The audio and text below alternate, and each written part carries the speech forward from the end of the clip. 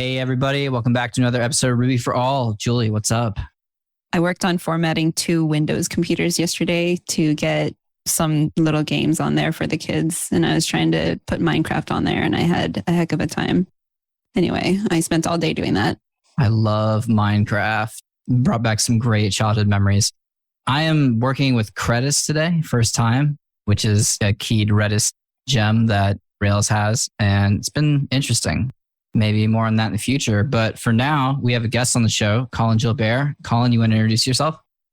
Sure. First and foremost, thank you all both for having me.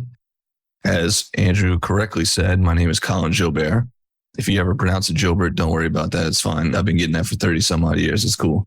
So currently I work with Chris Oliver over at GoRails, helping him out on all of the various projects that we have, Jumpstart, Pay, Noticed, GoRails itself. Recently digging more into Hatchbox as Chris and his wife welcome their new child into the earth. I've been trying to take over handling some support tickets on that, which is a new aspect of things for me. Dealing with Hatchbox is new to me. And then working on the support side of things too is a little bit newer, but it's all fun and good. So that's just a little bit about me. Haven't been programming very long, which is, it feels like it's been forever, but like I was just talking with Chris about this the other day. January next year, we'll be entering my 3rd year as a professional developer, which is crazy to think about. It feels like it's been a lot longer, but it really is like just a small little blip on the timeline. You also do some work on Ruby Radar, right? Good plug. Thanks for that. Yep. My partner in crime over here, Andrew Mason, and I, we put out a weekly Ruby newsletter. Thankfully, Andrew saved my bacon Sunday yesterday.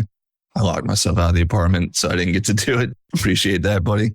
So I do that as well. Thank you for reminding me. Cool. So today we kind of wanted to talk about, you were doing development, like you've been on the scene for about 3 years, which isn't really new in my opinion, but new-ish. Mm-hmm. And you've recently joined GoRails and started making video content. And if anyone doesn't know, GoRails is a subscription service where you can get premium Ruby and Ruby on Rails videos each week, or maybe even more than once a week, or is it once a week, Collin? Usually once a week is what we stick to. And Chris Oliver is the co-host on Remote Ruby with me, and he has a ton of stuff. And I thought it would be really cool to talk to Collin specifically about what it's like to create videos for Ruby on Rails in 2022, because I knew that was something new for him. Mm-hmm. Yeah. So to back up a little bit, I've always been interested in teaching things or just like working in groups. Much like Julie said in her past, when she was learning about programming, they had like study groups that they would run. So I went to a boot camp through Flatiron and I would run study groups myself. If I open up a Zoom, put a blast out in the group Slack and just be like, hey, I'm hanging out here if anybody wants to join. So those ended up going on pretty frequently and they went well and usually had pretty consistent group. New people would come in, some would drop off throughout the boot camp and stuff. But the people who came the most often were the ones who did the best getting through the boot camp. It's a more nurturing environment and you can all help each other learn and grow and ask questions and stuff together. Like I mentioned pre-call, a lot of people always mention until you can teach something, you really don't know how well you really understand something. So I found myself a lot of the time in that position of having to explain things to people that were into the group that didn't understand a certain topic or whatever. So it forced me to really make sure I understood it before I could help them out. And thankfully, for the most part, I was all right with that. So I've always just kind of had that passion for teaching and sharing things. So getting to work with Chris, when he first brought me on board, he was like, there's no requirement that you make videos. If you want to, you're more than welcome to. I was super nervous for my first one, but it went over really well. A lot of people comment on it and really said they enjoyed it. It was definitely nerve-wracking at first, right? Because in my head, I'm like, what do I really have to share with anybody? Like being a new developer myself, what gives me the privilege to say I'm any sort of authority on kind of things, which I'm not saying that, but hopefully you understand kind of the point that I'm getting at here. But just doing it helped me out a lot in that mental space. And it's really helped me grow. I can tell for sure this last year, like since I started doing those videos, I've gotten a lot more confident with my programming skills and explaining things to folks. So yeah, so after that first one got received really well, I've now put out, I think some of them are not released yet, but after this next batch comes out, probably be somewhere around 8 videos, 10 videos, somewhere in that neighborhood, maybe. It's a blast. It's definitely scary at first. The internet can be a brutal place. You don't never know what kind of feedback you're going to get from folks. But if you're interested in putting out content of your own, I think the best approach is just to go for it. Somebody might comment on something and say like, hey, actually, this is wrong. You could have done this differently here. That's fine. As long as you can take that feedback in a constructive manner and use it to just improve in the future. There's really nothing to be scared about in creating content.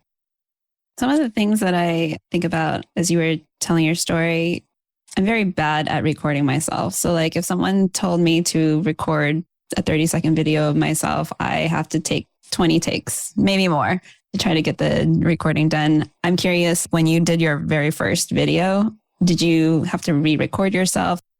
Yeah, I've definitely made a few flubs on a couple of videos. Typically what I'll do is I record in very small chunks. I'll go 30 seconds, maybe a minute or two max. It depends on if I'm like in the flow and I really know like where I'm taking this thing from point A to B. But typically I try and do things in small chunks like that, because if I try and go a whole stretch and I make errors in there in some places, it's a lot harder to take a big chunk of a recording and chop it up and make it seem like it's all one take. It's a lot easier to do if you do like smaller takes and you can kind of pick up right from where you left off. So that's been my approach. I did try to change that one time and go like a longer recording. And I was like recording like a totally separate monitor than like where I was doing all the work. I just had like Discord idly being recorded over off on some other side when I meant to be like recording my main one. I recorded for like 8 minutes and lost like all of that footage because nothing was on the screen, you know? So I learned my lesson pretty good on that one. And now I pretty much just stick to small chunks. Do you plan out your videos ahead of time? You have an outline of what you're going to go through, or how do you tackle this? First step is come up with a topic. The recent videos that aren't out yet, but there's a little 2-part series that will be coming out on GoRails. It's all about creating your first Ruby gem. That was the idea of what I wanted to do. And then I was like, okay, let me break this down to like really small parts. Let's just do the bare minimum here. So typically what I'll do, like for that one, I went back to rubygems.org and just kind of read through some stuff there for a bit and kind of get a refresher. And then I built the gem in the video. I built myself without recording and took my time going through it and thinking as I'm building it, thinking about all the points that I want to cover in here and trying to think about, okay, if I say something about this certain line of code here, is there something there that I need to unpack a little bit more for someone who's not familiar with a line of code, right? When maybe someone hasn't worked with the file class in Ruby and they don't understand like what file.read is doing or something like that. Because I don't want to just gloss over things, because a lot of content out there tends to kind of gloss over those little things. Like there's like a certain amount of expectation you already know a lot of stuff. And I'm trying to have the content that I put out be more beginner focused. So I don't want to make those assumptions. I try to make sure to note anything that I think I need to expand on a little bit more. And then once I have kind of gone through the process myself on the side without recording, I'll look at my notes and just visualize myself going through it all and speaking about it kind of quickly. If you were to like play it in your head, it'd be like a movie going in fast forward, just so that I can zoom out a little bit and have a more holistic view of what I'm going to like work on recording. And then when it comes time to recording, then I like slow down, probably like snail pace. When I watch back of myself, I'm like, man, I talk pretty slow in these things, but there's a reason I'm doing that, because I don't want to just go blazing through a topic. So that's a very long-winded answer to my process of how I go about doing it. But there you go. Well, you can also use the 2x speed for those who think that it might be slow. This is true. See, I don't even think about that, but yeah, you're right. I know I actually seen a few of your videos and I really appreciate how you make it super approachable for beginners. Sometimes on a specific topic, if I think the concept is already hard, then I might not even want to approach it. But now I know that you make it so simple that a beginner can do it, then I am more likely to go through it. I also really like that you explain why behind things. So you don't just show, okay, this is how you do something, but you also explain why you might do something. And I really like that too. Cool. Well, I appreciate that feedback. Thank you. I'm curious, what kind of software are you using to record? Any special microphone? Let's go through like equipment. I'll start externally. So I have for microphone setup, I have a Shure SM57. I'm very familiar with these mics. I've used them a lot in my past lives. I worked as like an audio engineer and I use these mics all over the place. I mean, they're workhorses for $89. For $89 microphone, this thing, I've used it as hammers before on stages, literal hammers. They're indestructible, these microphones, and they're great. So I'm using that. That's running into a Focusrite Scarlett with a 2i2, so a 2-channel preamp interface that goes into the computer. And then recording software, we're using ScreenFlow. I've never used it before working with Chris at GoRails. It's been really easy to pick up. I mean, it's pretty straightforward. You can do some cool little effects in there too. I got a Elgato face cam that I just started using. The first couple of videos I put out, I wasn't recording my face. It was a nice way to ease into making content because I don't have to worry about appearing on the screen. So it's like one less piece of the puzzle to get flustered by. And then, I just have a little Elgato Airlight, whatever's, I forget what they are, but just one of those. And then that's pretty much it. And do you edit them yourself? I do. When I record in those little chunks, I'll do the edits right then and there. So when I get to the end of the video, it's the end of the video. I don't have to go back and edit anything. And it's also been helpful to do that because I get the little playback and I get the feedback of what I'm doing. I'm like, ooh, okay, I should actually elaborate on this point a little bit more before I go to where I was going to go next. That's been nice. What are you using to edit? ScreenFlow. Everything, all the video and audio stuff is all done in ScreenFlow. The video goes straight into ScreenFlow and then the audio gets pulled in there too. It all lands in there. And then from there, you can split it out because sometimes the audio and video come in one channel together. And I like to split them out so you can really easily split them out and kind of make independent edits on things if need be. Everything goes in through ScreenFlow, comes out from ScreenFlow, and then goes upload to Wistia in YouTube. I wanted to go back to the topic of you may not really fully understand something until you're able to teach it to somebody else. And you had mentioned during your boot camps, you kind of led the study groups. And I remember when I was also leading the study groups, it forced me to use my words to explain something because I, in my head, can understand conceptual things okay.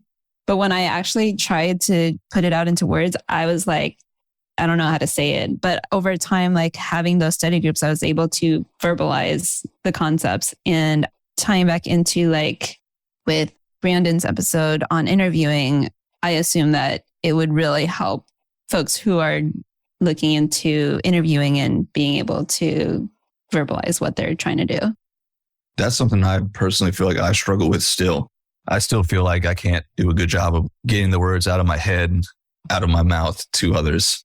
So you're definitely not alone in that. I've gotten slightly better since I started making videos, but even still, like sometimes I watch them and I'm like, boy, I could have did a lot better on that one. But I think it's all part of the journey and the growth. It's just, you got to go for it and you'll start seeing where you can be a little bit better. And then the more you do it, just like you were saying, like the more you did the study groups, the easier it got for you to explain or get those thoughts just out of your head and out of your mouth. It goes for a lot of things like that. You just got to go for it and try it. The more you do it, the better you'll get. I can definitely see it helping for interviewing though. Like just being able to confidently speak about conceptual things or like using technical terms when walking through like a project you're showing a potential employer, being able to use, like your words like instantiation and things, like those are things that like make you kind of stand out more if you can speak about them confidently. If you struggle with it, it's hard to get past that. But the more you do it, the better you'll get at explaining things confidently and in a more like technical manner. I want to take a second to thank Andy Kroll for personally sponsoring this episode of Ruby for All. Julie and I are really excited with what Andy is doing currently for juniors in the community by organizing First Ruby Friend, a way for early career devs to connect with volunteer mentors in the Ruby community to help further them in their careers. If you're interested in being a mentor or a mentee, go on over to firstrubyfriend.org and sign up. Andy also has an awesome newsletter called One Ruby Thing that we definitely recommend at onerubything.com, where you can get a new Ruby and Rails tip delivered straight to your inbox. If you're looking to level up, this is a great resource that is free to the community and friendly for all levels of expertise. A big thank you again for Andy for sponsoring today's episode, and look for links to First Ruby Friend and One Ruby Thing in the show notes. You also mentioned that you're heading into your third year. So it's not like you've had decades of experience to put out a screencast, and you're able to do that. Is there something to be said about being able to teach something as you're learning it? There's definitely topics that I've spoken about that I had to learn in that moment. In fact, one of the first GoRails videos I did was on something that I had just done that same week for the first time in a Rails app. And I'm struggling now to remember what it was, but it was like building a has one off of a has many relationship, I believe is what it is. So like, I didn't know you could do that before that day.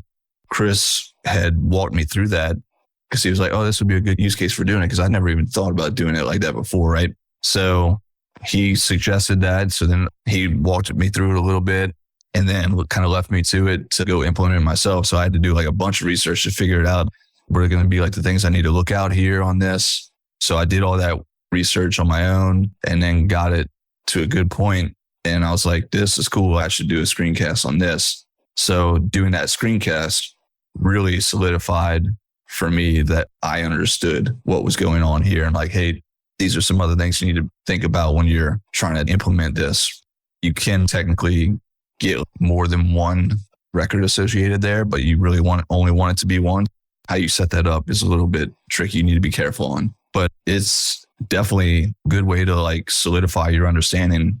It doesn't matter if it's something you just learned. It's probably better if it is in a way. I read the example here. Let me immediately try and like share it with someone else and see if my understanding can make sense to someone else. Cause then you are like, okay, I'm on the right track. I might have to come back and refresh on this a couple times, but my foundational understanding is pretty solid and spot on. So at any point, I think it's a great time to try and teach something. What's been the biggest challenge so far of teaching to a bigger audience? Well, I think one that I always think about in the back of my head is like being under the shadow of Chris. I mean, he's grown GoRails into a huge thing. And I mean, his screencasts are amazing. Trying to come into that, being in the shadow of Chris, it's a bit intimidating because definitely one of the first thoughts I had were like, what are people going to say about me coming in and putting out screencasts? And it's like really Chris's thing. So that's been intimidating for sure. That's probably the biggest thing, just getting over that initial fear of not being like up to par or on that level that someone like Chris is. That, and I think the other challenging bit too is coming up with topics. That's been another challenging one. And there's definitely times where I have like lulls and ideas for topics, but then it usually goes like hard ebb and flow. Like I'll have no ideas and then I'll get a week where I'm like, I've got all of these ideas and I try and capitalize on it and just get those ideas turned into videos before I forget about them or something else comes along, something like that. So yeah, those are probably the two biggest things. The biggest one definitely being like getting over that fear of being in Chris's shadow and not putting out content up to par. What would you say to people who are like, wow, I would love to make Ruby on Rails screencasts? Where should they start? First of all, a topic that you're perhaps somewhat comfortable with would help, at least for your first one. And then I think really the biggest part is going to be just getting your setup together to record something. And you don't have to go out and buy a bunch of stuff right out of the gate. I would say just do your best. If you're on a Mac, I mean, they come with iMovie built in. Like you can use that, it'll work. And you can use your built-in webcam on your computer. Is it going to be the best thing ever? No. Is it going to be the worst? No, because even just that setup is way better than stuff we had in the 90s. You know what I mean? You're already leaps and bounds ahead. Just go for it. Just make that first one and put it out there. From there, as you grow and get more comfortable, you can invest in different areas, better software, better audio, better lighting. I would say lighting, if you're going to use the built-in web camera, try and get some lighting somehow on you, hitting you in the face somehow, because it'll make a huge difference. Oh, I will also say this too. I almost forgot about this. If you have an iPhone, Elgato there's a free version and a pro version of it. What is it called? Epoch Cam. So there's an app you can get on your iPhone. Maybe it's on Android too. I don't know. But you can use that, and that camera will be a lot better than probably your one on your built-in Mac. I used it for a week before I got the face cam, and it was a huge difference from my webcam. And I think the pro version, you get like 1080 like export on your video. It's only like $7 or $8 though, the pro one. If you got $7 or $8 to spare, I would just go for it because it'll be a lot better than your built-in webcam on your computer. Yeah, there's a few apps like that. I know one called Detail. I think it's also paid though. So there's definitely some apps out there. And this is like a growing area of apps. So you might be able to find some free alternatives out there. Yeah. But cool. Julie, you have anything else we want to ask Collin? Yeah, I'm curious to know if the learners or users of GoRails, if they request for topics. There's definitely been a few I've seen like in the GoRails Discord. People have been like, hey, it would be cool to have a video on this. And oddly enough, most of those that have come through, we've been like, actually, we have one that's coming out in 2 weeks or whatever. So it's kind of worked out. There's maybe only been one or two where we're like, oh, that would be a good idea. And we add it to the backlog of ideas of screencasts to do. But it is something that I'm particularly interested in opening up for beginners. I had thought about putting out a tweet or something out there and be like, hey, if you're new to Ruby or Rails, what is something that you would benefit from in video form? What's out there that you would like to see covered? And really, it's just because like you can find a lot of stuff in docs and books and stuff, but some people just don't learn that well that way. Some people need to see things multiple ways and from multiple sources. It's something I may do in the future because, like I said earlier, I want to be more kind of beginner focused in my efforts that I put out to the community. So maybe I'll do that soon, put a tweet out there. Oh, and I also wanted to mention you maybe once or twice now had done a kind of a mob pairing session with some juniors. Could you maybe speak more on that? That's something I hope to do more in the future. So I did one, it was like a Saturday, like maybe a month ago. I was just sitting at the house and I was going to do this little issue. It was small, but I thought, what would be better is to pair with someone who otherwise wouldn't have been able to work on this. And really, I didn't expect as much reaction as I got because probably like a dozen people responded. Some of them way later because initially there was like 5 or 6 of us and we all hopped in a call. By the time I saw all the other ones, like we'd already been in the call for a long time. And I was like, oh man, I'm so sorry. I'll do it again in the future. I just think it's an important skill to be able to have to like jump into a project and just know how the whole flow works, right? Like let's pull something down from GitHub. We'll work on it, submit a PR back to them, and then we'll wait and see what happens. Like just getting that process down, I think is a very important skill to have that really talking about it doesn't really do much, right? You got to kind of do that one a bunch for it to kind of make sense. So my thought there was, let someone get some contributions in there, get some experience.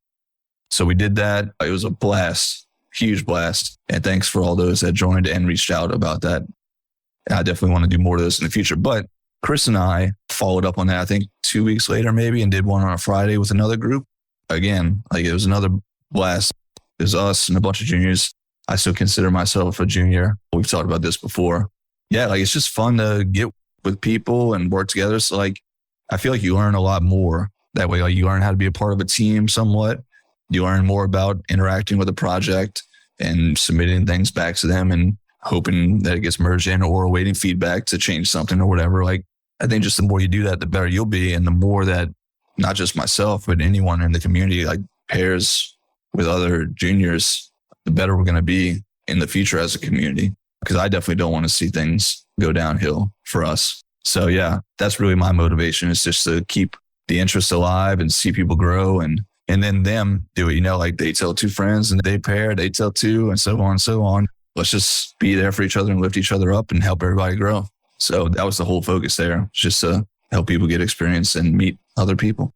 Yeah, I had a chance to join the Friday session and you and Chris were both on there and I was super nervous because I was like, oh my gosh, I'm in a pairing session with Chris.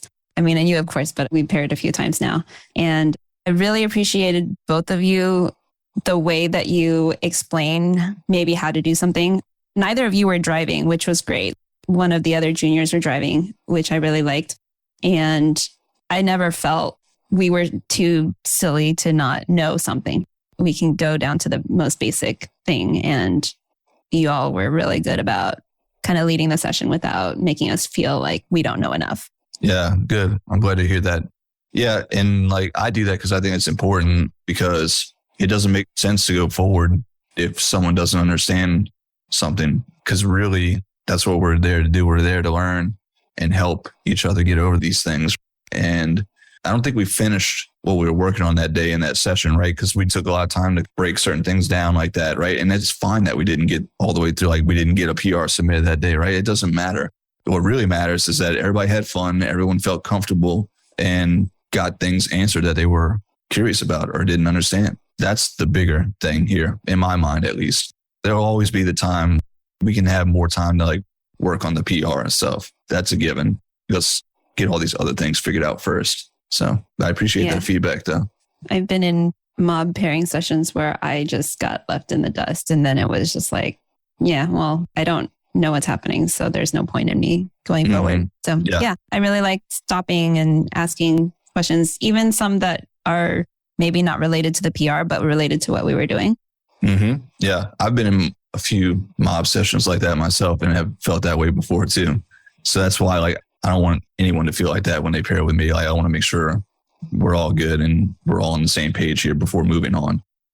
Well, on that note, Collin, where can people find you online? You can find me on Twitter. I believe I'm Collin_Jilbert on there, maybe. You can just type my name. It'll pop up. Twitter, the GoRails Discord, you can find me in there a bunch. Those are probably the two main places that I hang out. Feel free, anyone, hit me up however you find me. I'll get back to you some places quicker than others. If you message me on LinkedIn, probably going to be a while. I tend not to go there too much. I have a LinkedIn, but I'm usually not on it. I would say if you want to get in touch, Twitter and find me on Discord, and the GoRails Discord would probably be the best places. Cool. Well, Collin, thank you so much for coming on the show. Yeah. Thank you all for having me. Been fun. Everyone else, we will see you in the next one. Bye. Bye.